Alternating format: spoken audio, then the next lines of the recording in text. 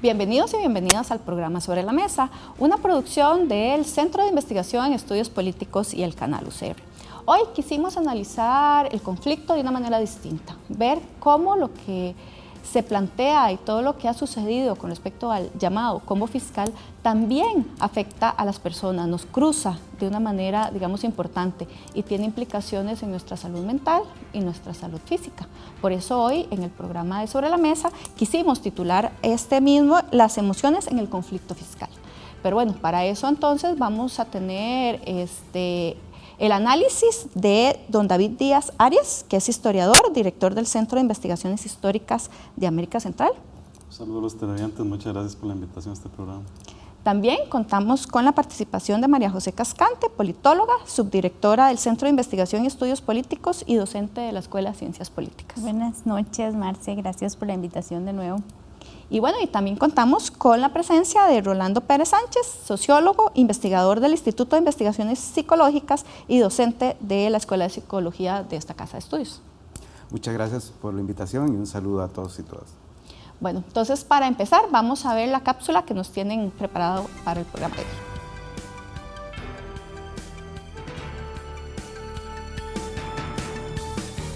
El conflicto ocasionado por el proyecto de ley de fortalecimiento de las finanzas públicas no solo es un tema que afectó la movilidad urbana, sino que también tuvo efectos a nivel emocional y físico en la ciudadanía. Diversas investigaciones han sugerido que las dificultades económicas contribuyen a generar una peor salud mental, así como casos de depresión y suicidio. Una crisis económica puede tener consecuencias en la vida diaria de las personas, en las conductas de las personas, por ejemplo.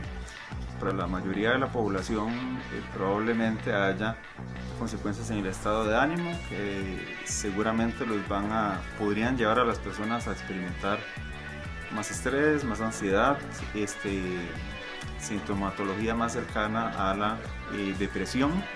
En otros países de América Latina se ha visto que los problemas económicos percibidos por la población, como por ejemplo la subida del dólar, el aumento de las tasas, el incremento en la inflación, las crisis fiscales y el futuro de los créditos, son temas que han circulado por los medios de comunicación, impregnando también las conversaciones entre familiares y amigos, y generando más preguntas que respuestas. Pero ¿cómo nos sentimos emocionalmente las y los costarricenses con la crisis fiscal que estamos atravesando? Yo me siento bien, pero considero que si todo el mundo razonara, podemos salir adelante. Pero ya hay personas que lo que quieren es vivir a caballo nada más y que el gobierno les dé todo.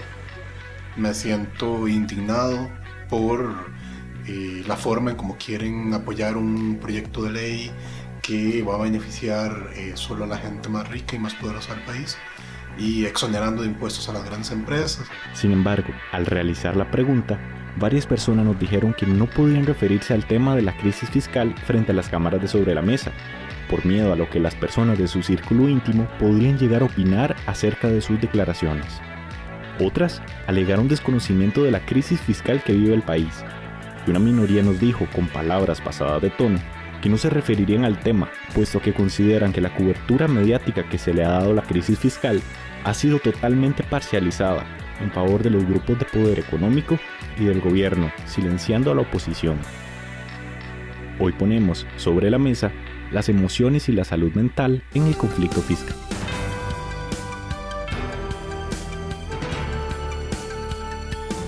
María José, es interesante, ¿verdad?, cómo algunas personas, de hecho, ni quisieron opinar, ¿verdad?, frente a cámaras con respecto a cómo se sentían, ¿verdad?, porque no era ni que no era como que les estábamos preguntando sobre el proyecto, sino sobre cómo se sentían que les podría afectar, ¿verdad?, y tan siquiera se sienten en la capacidad de decirlo. Con la encuesta, con la última encuesta, bueno, las últimas dos encuestas, por lo menos ya que son anónimas y aunque sea por teléfono, probablemente la gente se siente, digamos, en mayor capacidad de por lo menos responder lo que se le está preguntando. Tal vez podríamos empezar analizando algunos datos, ¿verdad? Porque eso también nos dice cómo nos sentimos. Y podríamos poner esa infografía, por favor, sobre el cambio en el porcentaje de apoyo a la huelga, porque efectivamente hay un cambio de la primera encuesta a la segunda.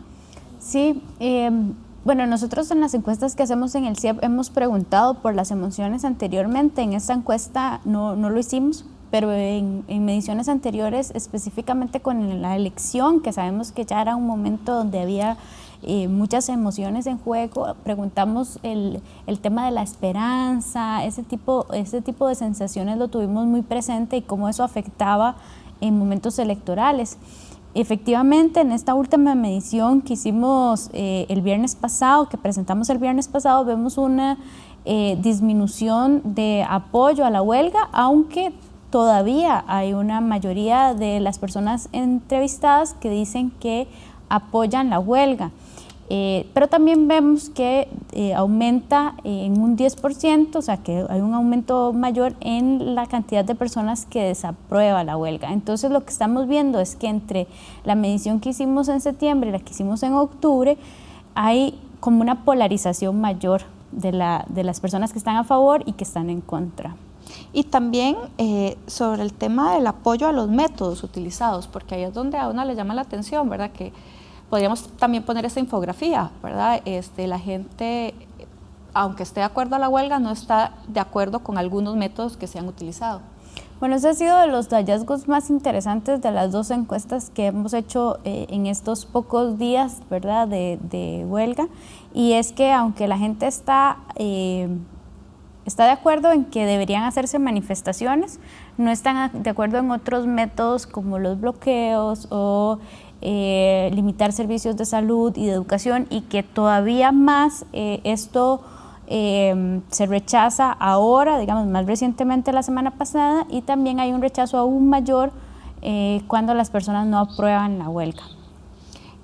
Y David, históricamente así nos hemos comportado, ¿verdad? Porque el tema de las manifestaciones es como cíclica, más allá de entrar, porque ahora vamos a entrarle como al tema de diferentes formas, pero normalmente nos comportamos de esa manera, como sí apoyamos, pero no apoyamos los métodos. Bueno, yo pienso más bien que este es un fenómeno muy nuevo y tiene que ver, pienso, con una lógica disgregadora entre los objetivos del movimiento contra el combo fiscal y la visualización de la relación de esos objetivos con la imagen de nación en general.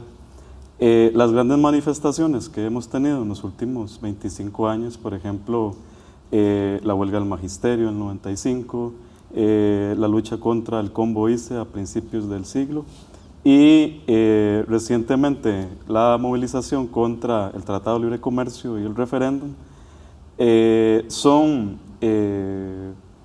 por su dinámica y en algún sentido por su discurso legitimante, son manifestaciones que han calado en la visión de una unidad nacional. Es decir, que en términos de sensación han puesto sobre la mesa la idea de que la patria está en peligro. Y eso genera posicionamientos frente a esa idea. Esta presente huelga no ha logrado llegar hasta ese punto. Claro. Y además también hay una crítica a la decisión de rechazar el acuerdo, ¿verdad? Porque esa es otra cosa del acuerdo, digamos, propuesto que se negoció, ¿verdad? Eso ustedes también lo preguntaron. En ese sentido, ¿cómo? Sí, en la encuesta anterior ya habíamos visto un claro descontento con los líderes sindicales, especialmente con Albino, y esa es como una sensación que yo creo que se lee en cualquier sector en este momento. Sí hay una crítica fuerte que hace la ciudadanía a el rechazo de ese acuerdo por las bases sindicales. Y esto pareciera también mostrarnos esa disociación que hay entre los líderes sindicales y las bases, porque si los líderes fueron a negociar a nombre de las bases, ¿por qué las bases luego lo rechazaron, ¿verdad? Estas yo creo que son percepciones ciudadanas claras de que no hay una lógica clara tampoco del gobierno, pero tampoco de los sindicatos. Y esto yo creo que tiene que ver incluso con el nacimiento de la huelga en sí y el tema de que el objetivo era retirar el proyecto. si el objetivo era retirar el proyecto, ¿qué se iba a poder negociar?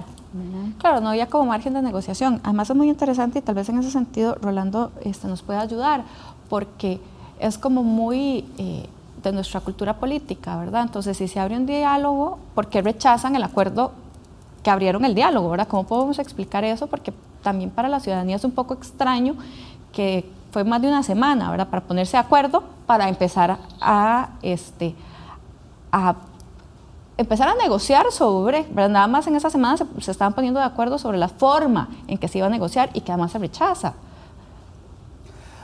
Aquí pienso que, y retomando lo que se acaba de señalar anteriormente, que hay que considerar el contexto actual como parte de un contexto global y que desde un punto de vista psicosocial resulta relevante, y es el tema de la polarización. Estamos en un contexto de polarización que relativiza precisamente estas nociones que señalaba David de una noción de nación o de patria como eje orientador, y nos encontramos más bien con, y ya lo vimos en las elecciones pasadas, y otros contextos que nos refieren a diferentes puntos de polarización, y esos puntos de polarización se han descentrado de lo que todavía hasta hace poco entendíamos como ejes básicos de conflicto. En este caso, unos orientados al tema de el conservadurismo, fundamentalismo,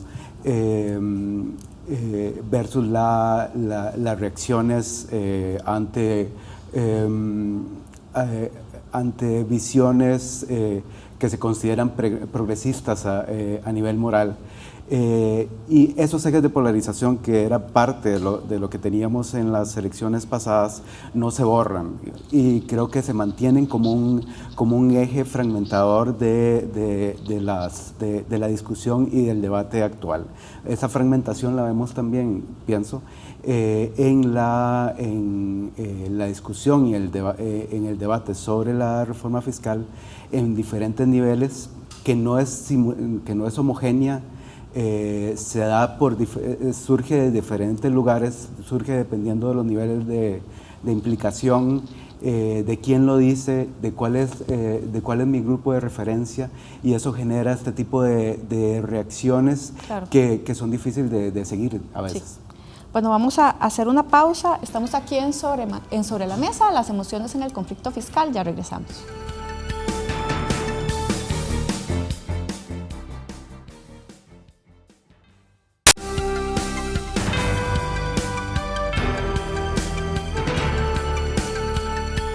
Las emociones en el conflicto fiscal. Hoy estamos hablando con María José Cascante, subdirectora del CIEP, con Rolando Pérez, investigador del Instituto de Investigaciones Sociales, y con don David Díaz, director del Centro de Investigaciones Históricas de América Central. Continuando con los datos de la encuesta, podríamos poner también la infografía sobre posibles, soluciones a la reforma. ¿Qué es lo que nos dice, verdad? ¿Qué es lo que la gente percibe con respecto a esto? Sí, lo interesante es que en ambas mediciones la mayoría de las personas estaba, creo yo que estas encuestas nos reflejan algo que es muy del ser costarricense, lo que estábamos hablando anteriormente. La gente está mayoritariamente a favor de la huelga, pero no necesariamente apoya los métodos que utilizan los huelguistas, y en este sentido la mayoría de las personas pues quiere pausar y negociar el proyecto, y eso pareciera que es algo que tampoco está sobre la mesa, ¿verdad? Por parte del gobierno el proyecto va, y por parte de los sindicatos el proyecto no va. Entonces pareciera que es como una salida muy tica de solución de una posible tercera vía más de volver a renegociar el proyecto. Eso sí, hay un aumento de las personas que dicen que debería aprobarse el proyecto, y hay una disminución de las personas que dicen que debería rechazarse el proyecto en relación a la medición anterior. Antes de entrar, al programa, Rolando decía que al rato a mí me parecía como que los resultados de estas últimas dos encuestas son como un poco hasta esquizofrénicos, ¿verdad? En el sentido de que por un lado, que disminuyó, pero hay un apoyo importante a la huelga, pero no a los métodos utilizados y tampoco a los planteamientos, ¿verdad? ¿Cómo explicar eso desde la cultura política? ¿Verdad? Es muy a la tica siempre buscar el punto medio ahí para ver qué hacemos, ¿verdad? Y no enfrentarnos al conflicto. En ese tema vuelvo al punto que señalé anteriormente de la polarización, porque en realidad si vemos los datos de la encuesta, lo que nos encontramos es una sociedad dividida, claro, que la variación entre apoyo o rechazo entre una u otra encuesta siempre mantiene esa sociedad casi que mitad y mitad, digamos, puntajes porcentuales más, puntajes porcentuales menos. Y creo que más bien es el eje, creo que esto de esas nociones que hasta ahora manejábamos de solución a la tica, algo ahí está cambiando, y más bien vemos diferentes niveles de conflicto y que esa conflictividad en buena parte está siendo canalizada por la manera en que se dan los flujos de información. Que son mediatizados de diferente manera, tanto en los niveles de conocimiento que tengo sobre el tema, los niveles de implicación. Si estoy participando, estoy en un sector estoy en un sector ya sea empresarial, sindical, empleado público, lo veo desde afuera, qué información recibo desde las redes sociales y cuál es que es un eje fundamental, ¿no? Toda información en este momento viene filtrada por lo que me ofrecen las fuentes, el grupo que está alrededor mío o el grupo que considero mi adversario. Y es en ese juego de identidades sociales donde de pronto empiezo a crear la imagen tanto de un grupo de pertenencia con el que me identifico, que es muy variado, como de un enemigo, en este caso de un adversario. Eso nos hace que más que solución a la tica estamos en una casi que un campo de batalla simbólico, informático, mediático, pero también de desinformación, que hace que esas animadversiones aumenten y se exacerben.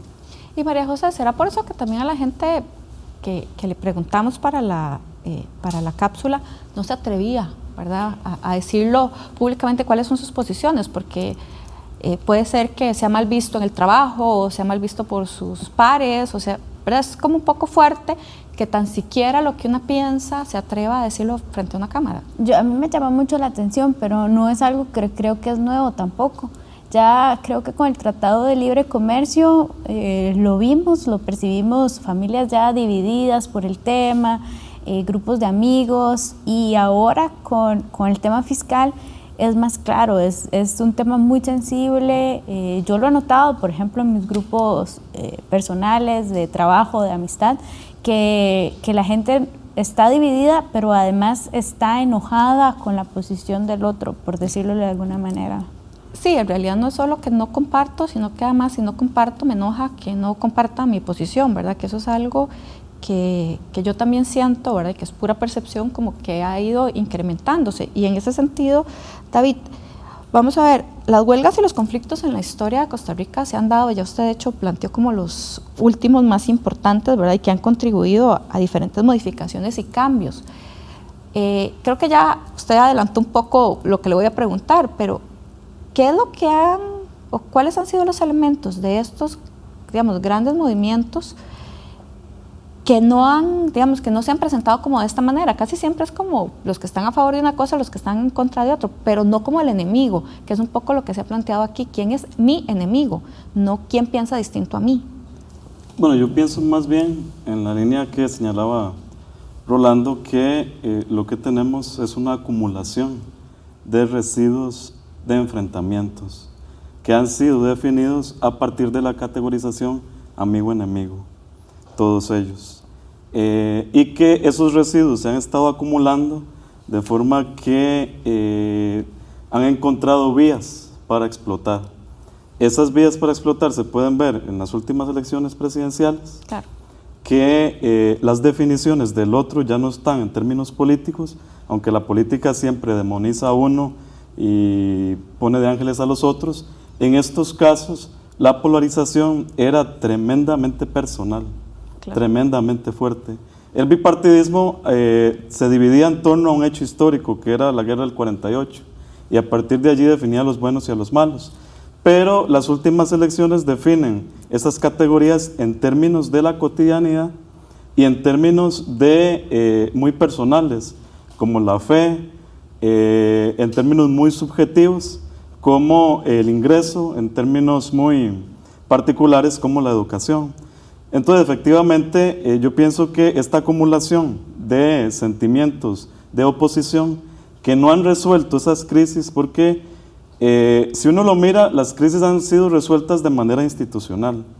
Cuando se vota el referéndum es sí o no.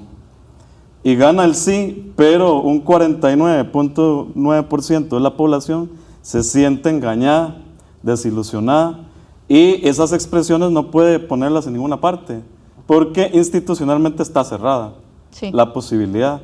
Igual ocurre con la cuestión electoral. Las elecciones deciden quién rige el país, pero fueron unas elecciones tan particulares que ni siquiera estábamos discutiendo sobre la cuestión política, menos sobre la cuestión fiscal. Estábamos discutiendo en términos de nuestras relaciones cotidianas, en términos de sí y no. Y eso vuelve a ser una cosa muy radical. Es decir, el justo medio que ustedes han señalado, que en algunas ocasiones ha aparecido en la política costarricense, ese justo medio se aniquiló en los últimos 20 años. Y estamos en una sociedad cada vez más polarizada. Es una polarización que además, como lo ha señalado el CIEP, se expresa a nivel regional. Hay una clara diferencia entre el centro y la periferia. Y si uno cruza esos datos con los datos del INEC con respecto al ingreso, se da cuenta que efectivamente a la periferia le ha ido más mal con un modelo de desarrollo que se ha estado desarrollando desde hace 30 años, que en principio estaba orientado a las periferias porque estaba centrado en el turismo. Claro, pero entonces, ¿a partir de qué momento podríamos hablar de que esta diferencia con respecto al manejo de los conflictos sociales cambia? ¿A partir del referéndum del TLC, los anteriores no se manejaron de manera tan polarizada? Yo pienso que con las elecciones del 2006. A partir de las elecciones del 2006. A partir de allí se denota muy bien que hay una, digamos, dividiéndolo en 50 y 50, aunque sea tan problemático porque hay una cantidad importante, 30% más, que no vota. En esa división, a partir de las elecciones de 2006, se rompieron los vínculos con el pasado y cada vez más estamos decidiendo políticamente, no con respecto al pasado, sino con respecto al futuro. Y eso sí ha determinado que la conflictividad vaya creciendo. Pero yo insisto en la idea de que el problema de esta reforma fiscal es que se planteó en términos separados de esa cultura política de negociación. Cuando se lanza a la Asamblea Legislativa, va lanzada desde el Ejecutivo sin, digamos, un interés claro por crear vínculos con los sindicatos o con posibles grupos de protesta. Y eso hace que el Ejecutivo muy rápido se distancie de esas bases que, si usted mira al gobierno anterior, eran las bases que respaldaban, digamos, una paz social. Sí, claro, porque en realidad hay algo que sí hay que, digamos, que decir, y es que en el análisis de conflictividad, ¿verdad?, el gobierno de Luis Guillermo Solís mantuvo, ¿verdad?, como bastantes contenidos los conflictos sociales. En realidad, si uno se pone a comparar diferentes periodos de gobierno, es un gobierno particularmente donde no hubo tantas movilizaciones, aunque inició y cerró con una movilización social, pero en el ínterin en realidad fue poco lo que se plantearon. Estamos en Sobre la Mesa, las emociones en el conflicto fiscal. Vamos a una pausa y ya regresamos.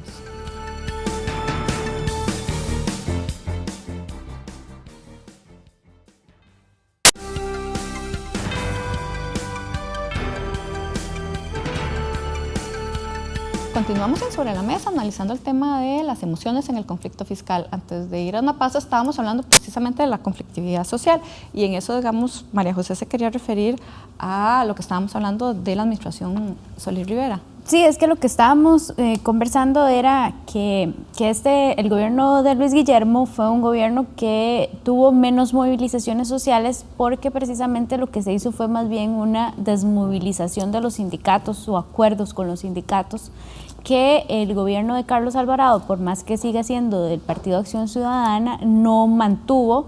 Evidentemente las personas que rodeaban a Luis Guillermo de su partido más cercanas o sus asesores más cercanos son muy diferentes a los perfiles que está manejando Carlos Alvarado, y ahí hay una clara ruptura de este gobierno con el anterior.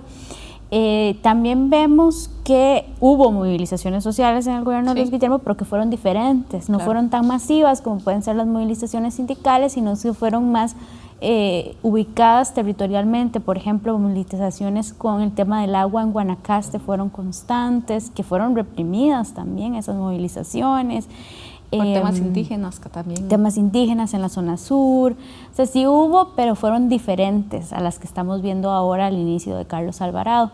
Una cuestión rápida a la que me quería referir era que precisamente de lo que estaban hablando con respecto a el territorio costarricense en este momento y las diferentes rupturas que existen, es que el apoyo es mayor a la huelga en Punta Arenas y en Limón, que son los, ¿verdad?, donde hay los dos territorios donde se ha visto más violencia, donde se ha visto movilizaciones más duras, ¿verdad? Sí. Y también entre las personas más jóvenes.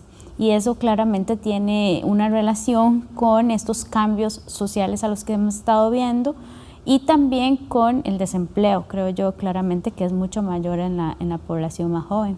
Claro, y yo creo que también se liga un poco con lo que estaba planteando David en el bloque anterior, en el sentido de que, claro, es bastante más lógico que la población joven ya no tenga esa vinculación con la historia, ¿verdad?, con lo que fue el 48, porque además ya, digamos, la vinculación con los partidos esos, ¿verdad?, ya no es tan fuerte. Ahora además hay un partido que ya ha estado, bueno, una vez en el gobierno y ahora esta segunda vez, ¿verdad?, que no estuvo, ¿verdad?, participando del conflicto del 48,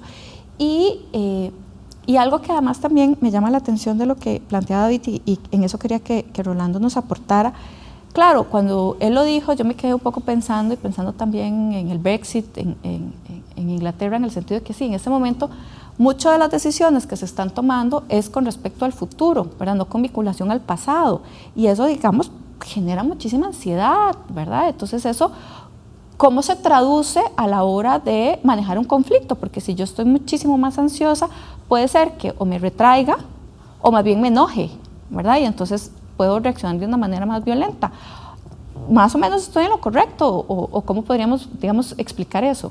Sí, eso es una excelente pregunta y que todavía creo que en las ciencias sociales, por lo acelerado del tema, todavía poco sabemos, aunque ya hay algunas hipótesis al respecto.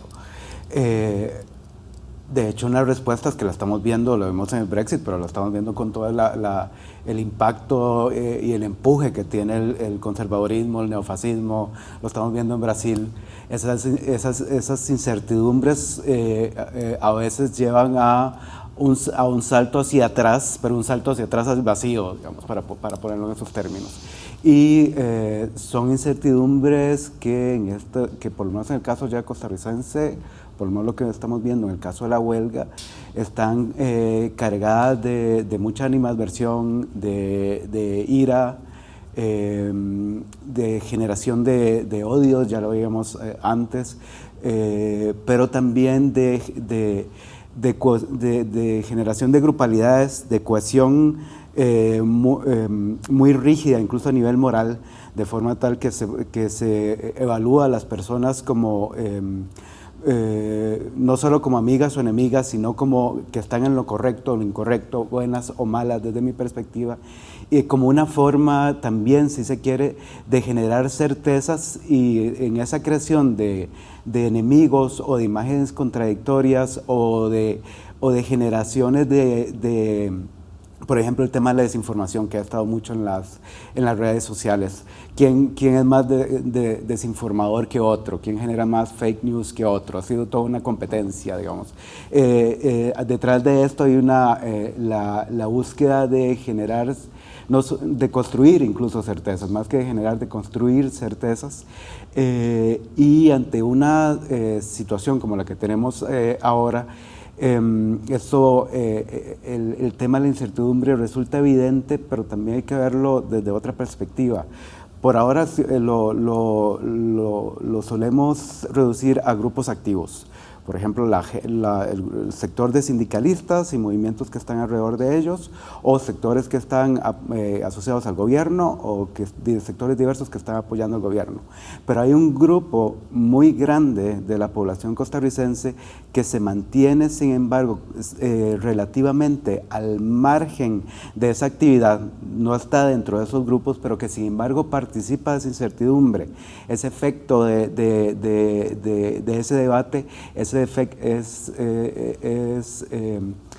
es consecuencia también de las contradicciones y de las luchas que se están dando, muchas de ellas, como les digo, mediadas por las redes sociales, y ellas mismas son víctimas de ese flujo de información y desinformación. Eso genera aún más animadversión, pero eso puede generar también mucho más respuestas también violentas. Y no es casual lo que dice María José, estas divisiones entre el centro del país y las costas, que lo vimos en las elecciones pasadas, pero aquí se vuelve a reproducir, sí. Son parte de esta conflictividad y de esta dinámica precisamente que es sociopolítica, pero también es afectiva. Sí, el CIEP ha logrado, digamos, medir en algún momento emociones, ahora no específicamente, pero en las elecciones sí se logró, digamos, un poco identificar eso. ¿En qué sentido, digamos, podríamos explicar también cómo la gente está tomando decisiones? Porque, bueno, un poco también lo que se ha planteado mucho en medios de comunicación es que el miedo es el que está moviendo a la gente en este momento, ¿verdad? Y se ha hecho como alusión a que en el referéndum, el memorándum del miedo, ¿verdad? Vuelven como esos fantasmas de cómo movilizar a la gente utilizando el miedo. Sí, en esta encuesta pues no hemos preguntado, pero sí yo creo que hay una relación, y sí lo vimos en algunas mediciones anteriores, con cómo siento yo que se va a resolver un conflicto, un tema, y cómo me siento con respecto a ese tema. Y en la elección sí lo vimos, que mientras como aumentaban las posibilidades de ganar de Carlos Alvarado, los seguidores del PAC o allegados se sentían más como más esperanzados con la elección. Lo que sucede ahora es que creo que la gente en general se siente pesimista, ¿verdad? Porque por más que se termine la huelga o se apruebe la reforma fiscal, pareciera que se vienen años difíciles y eso pues evidentemente para las personas les va a afectar. ¿Cómo no? ¿Verdad? Si ahora antes de empezar estamos entre nosotros hablando de los cambios del dólar y los aumentos en la canasta básica, en los alquileres y todo, y esa desconexión, y yo creo que sí hay una sensación también de desconexión por las mismas declaraciones que han sido desafortunadas por parte del gobierno. Hablar de, bueno, que si hay un aumento, las personas lo tienen que ver como un trago amargo cuando se sabe que no se está realmente haciendo una reforma integral en temas de evasión fiscal, es duro para las personas escucharlo, y esto no se puede seguir obviando. Y era algo que en otros espacios que David y yo estuvimos la semana pasada, hablábamos muchísimo de que las personas tienen derecho a sentir que el gobierno las escucha. Claro. Y en ese sentido, David, si una extrapola, digamos, tal vez una crisis económica que fue el inicio de los 80s, ¿existen, digamos, estudios para poder ver si efectivamente en ese momento la población se sentía tan poco escuchada como ahora pareciera que se siente, ¿verdad? En un momento en que evidentemente, ¿verdad?, se sigue colocando como el fantasma de la crisis y que podemos estar en una crisis parecida a la de inicios de los 80s. Sí, digamos, la diferencia fundamental es que tenemos la experiencia de esa crisis. Claro. Que la gente, las generaciones que habían vivido la Segunda República, no conocían una crisis así.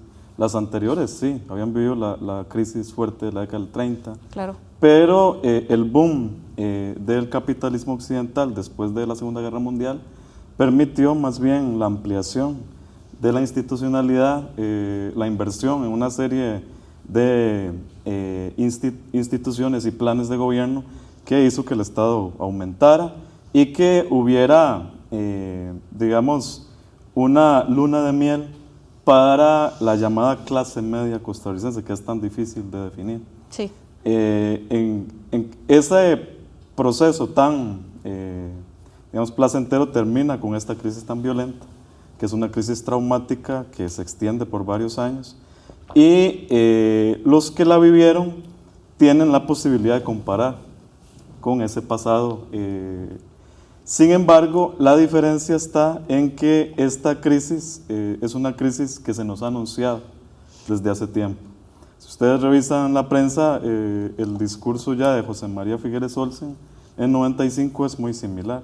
Si no hacemos cambios a los regímenes de pensiones, si no hacemos cambios a los impuestos, etcétera, vamos a entrar en una crisis seria.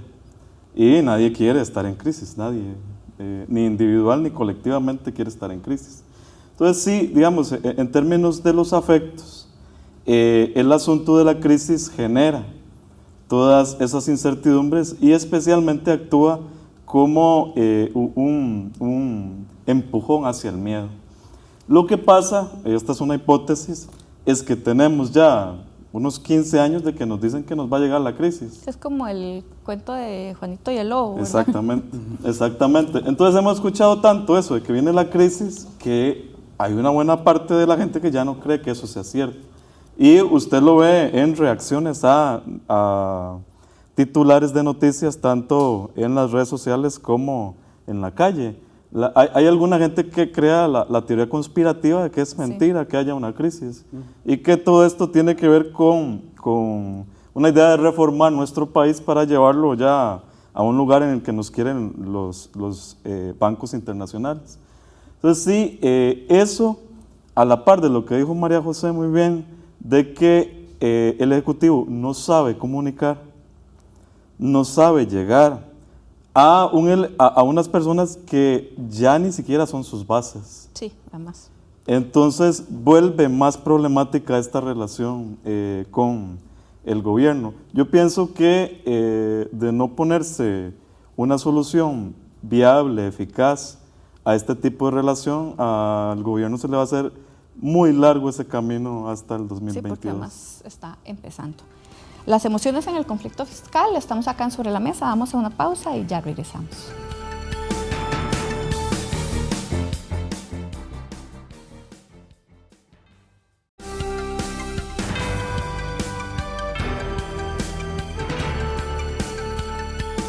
Continuamos en Sobre la Mesa analizando el tema de las emociones en el conflicto fiscal.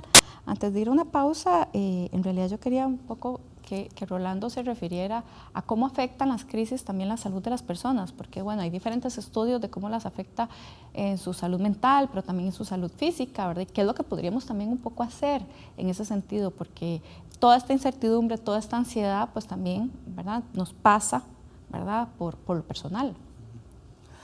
Aquí es muy para concluir el hilo de lo que veníamos discutiendo, que tiene relación con la pregunta que me hace. Es importante considerar que en este momento, y sobre todo nuevamente para la gente que no está directamente implicada, hay un elemento que genera no solo incertidumbre, sino que genera inseguridades. Claro. Y es la pérdida, la percepción de una pérdida de solidaridades que está asociado con una pérdida de legitimación de parte del gobierno, pero también de parte de los movimientos sociales. Digamos, ahora vimos ejemplos. Hay un ejemplo que me ha chocado de funcionarios del gobierno cuando dicen frases como esta: es mejor hambrita que hambrota, que lo he oído varias veces, que en realidad es una frase chocante para legitimar las consecuencias negativas de la reforma. Pero también algunas observaciones que han hecho algunos líderes sindicales respecto al sistema de salud o a la educación y qué pasa con las preocupaciones reales que tienen padres y madres sobre sus hijos. Ahí hay ese apoyo institucional se empieza a erosionar de un lado y de otro. Y eso entonces genera bastante inseguridad, ¿no? Genera que esas anclas históricas, institucionales se empiezan a perder. Y de ahí el único refugio son los grupos inmediatos, grupos familiares, grupos de apoyo inmediato de muy diverso carácter, no solo cara a cara, sino también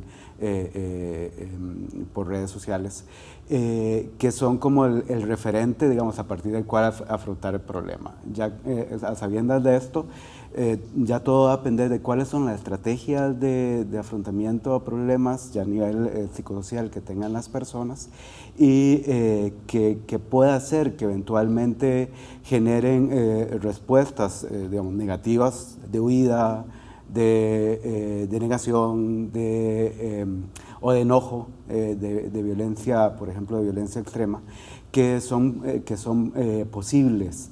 No estamos a hablar de crisis relativo porque, o dónde posicionamos la crisis, digamos. Estamos en un contexto de conflictividad, no es en sí misma la crisis económica, esta que ya se ha discutido acá, sobre la cual se viene señalando y que no se ha terminado de manifestar y que sin embargo es claro desde el punto de vista de los economistas y de otras personas que nos dicen que ya está acá, pero creo que la gente todavía no la ha incorporado. Pero sin embargo lo que sí es cierto es que hay una situación de conflictividad que sí genera esa incertidumbre y genera esas reacciones que le acabo de decir que son difíciles y que pueden tener consecuencias, porque somos integrales, que pueden tener consecuencias a nivel físico, a nivel de montos de estrés, a nivel de respuestas psicosomáticas también asociadas, que es muy relevante y que por ahora parece que no hay nadie que tenga interesado en atenderlas. Claro, pero además hay estudios como históricamente eso, digamos, cómo este tipo de cosas afectan a las personas, pero yo tengo la sensación como que nadie está pensando, ¿verdad? Estoy en lo correcto, nadie está como pensando en esta otra parte que tenemos que afrontar, nadie lo está haciendo en este instante, ¿verdad? Exactamente, es que parece que no es lo relevante. Aquí el tema es, ¿estamos o no estamos con la reforma? Y son como dos, mi imagen son como dos aplanadoras que siguen ahí, no me importa lo que pase y lo que esté aplanando alrededor, detrás. Y eso obviamente tiene muchas consecuencias. Claro, y ahí tal vez, David, usted también nos podría explicar el tema de la construcción de del gran miedo, ¿verdad? Porque yo creo que en esta misma lógica, el tema de que ya Rolando lo decía, es como la gran aplanadora, no estamos pensando en ninguna otra cosa, ¿verdad? El tema es que hay que pasar, ¿verdad? Quiénes queden de camino, ¿verdad? O cómo queden, no es algo que estemos discutiendo, ¿verdad? Y creo que ahí el miedo también es un poco lo que se está, y lo que se ha venido trabajando ya como usted lo planteó desde hace ya bastante tiempo. No es que los indicadores económicos estén mintiendo, ¿verdad? Es el tema también de cómo se afrontan esos indicadores económicos y cómo se le comunican a la gente. Sí, si hay algo que moviliza históricamente en términos políticos es el miedo. Hay muchísimos ejemplos en la historia. El más conocido es el Gran Miedo de la Revolución Francesa, que llevó a campesinos a movilizarse a partir de historias y cuentos de lo que iba a pasar y convirtió el proceso de la Revolución Francesa en su etapa más radical y más violenta, porque a la par del miedo que lo vemos ahora desde los Estados Unidos hasta la Patagonia, que está pululando y que está llevando al poder a partidos conservadores de extrema derecha que claramente utilizan un discurso de agresividad y de violencia para decir que combaten el miedo directamente. El gran problema del miedo es que lleva a decisiones aventuradas y puede provocar, digamos, una crisis política mucho más fuerte que una crisis económica, porque en ese sentido el miedo podría llevarnos a experimentar, en el filo que ya hemos estado, la llegada de un líder de carácter violento que utilice las instituciones del Estado para fines negativos. Bueno, de hecho hay alguna gente que ya plantea la hipótesis que de cara a las próximas elecciones es probable que más bien los partidos más conservadores sean los que logren, digamos, más bien crecer. Eso sería, digamos, un poco desde la explicación de la construcción esta del miedo. Sí, claro. Los que más se benefician del estado de cosas en el que estamos, de incomunicación, de ruptura entre gobierno y líderes sindicales, de desatención del problema real en el que estamos, los que más se benefician son los grupos con más retórica, que puedan instrumentalizar palabras específicas que no tengan que ver nada con la realidad, pero que les sirve para llevar caudal político a sus grupos. Usted ahora hablaba de un ejemplo que era la Revolución Francesa. ¿Algún ejemplo más cercano? Bueno, hay muchos. Recuerda en medio de la crisis de la depresión de los 30s, que en 1938 desde la radio se comenzó a hablar, a narrar una parte de una novela de ciencia ficción y la gente creyó que eso estaba pasando. Sí, y se lanzó a las calles y corrió el gran pánico del 38 en medio de la crisis económica. En Costa Rica hemos tenido varios ejemplos también de eso y muy contemporáneos. El último que tuvimos era el gran miedo de que sectores neopentecostales al mando de unos líderes realmente cuestionables pudieran tomar el poder y aniquilar nuestra institucionalidad democrática. Claro, eso que usted acaba de decir además también es muy importante porque el reconocer eso también le podría plantear al actual gobierno algunas ideas de la necesidad de legitimarse porque, ¿verdad?, la movilización del voto no fue necesariamente a favor de, sino también en contra de, y eso tal vez ahí María José nos pueda colaborar. Pues eso es una de las cosas como más particulares, creo, de este gobierno y del anterior, y es que los dos han sido presidentes minoritarios con relación a la Asamblea Legislativa, pero aún más que el anterior, que Luis Guillermo, y no tener esa mayoría en la Asamblea Legislativa ya implica muchísimo. Claro. La segunda ronda ha sido pensada como un proceso de generación de mayorías o de creación de mayores caudales políticos y capitales políticos para los presidentes. Sin embargo, esto no se ve reflejado en la Asamblea Legislativa y la Asamblea Legislativa en este momento no beneficia al gobierno, más bien está dividida por la oposición o dominada por la oposición. El partido de oficialistas tiene muy poco poder político y eso ya es una de las recetas que desde la teoría se ha valorado más como posibilidades de caídas de las presidencias, y eso podría ser nuevas formas de caídas de las presidencias que pueden ser que un próximo gobierno sí vaya con toda la fuerza desde un candidato antisistema o populista, ¿verdad? Eso es lo que podría suceder porque los partidos tradicionales y los líderes tradicionales no se ven como una salida viable a lo que necesita el país. Y esto también lo discutimos David y yo la semana pasada cuando hablábamos de esa construcción de un líder fuerte, que generalmente era masculino, como lo que las personas visualizan como alguien que va a poder resolver los problemas. Claro, pero además no es tan fácil resolver los problemas, porque en este momento, como bien lo planteas, María José, no es fácil la asamblea, pero bueno, así en 30 segundos, el hecho de que por lo menos para el tema fiscal hayan logrado mayoría, no es un espaldarazo al gobierno o es solo coyuntural. Es una negociación interesante, a mí me llamó la atención porque yo no la vi viable hasta que sucedió. Más bien a mí me parecía una oposición como bastante irresponsable la de Restauración y por otro lado la de Liberación, pero en el momento de traer los votos fue como muy claro, ¿verdad?, del proceso en el que se iba. Yo no lo sentí en un momento como que iba a ser así. A mí realmente todavía no lo tengo muy claro qué fue lo que sucedió. No creo que sea un espaldarazo al gobierno, creo que es un espaldarazo a la reforma fiscal como un punto específico, y creo que eso lo vamos a seguir viendo, que vamos a ver, como lo vimos en la campaña, movimientos coyunturales muy puntuales sobre temas. Claro. Bueno, muchísimas gracias María José, David y Rolando por haber estado acá sobre la mesa analizando el tema de las emociones en el conflicto fiscal. Quisimos hacer este programa porque efectivamente, como lo planteaba Rolando, nadie está viendo esto, ¿verdad? O sea, sí tenemos como la idea de que hay como estrategias de miedo, que la gente o se enoja o se retrae, cosas por el estilo, pero no se le está poniendo atención a lo que eso, digamos, implica en este momento y puede implicar a futuro. Así que muchísimas gracias por estar acá sobre la mesa y a ustedes en sus casas también. Les esperamos la próxima semana.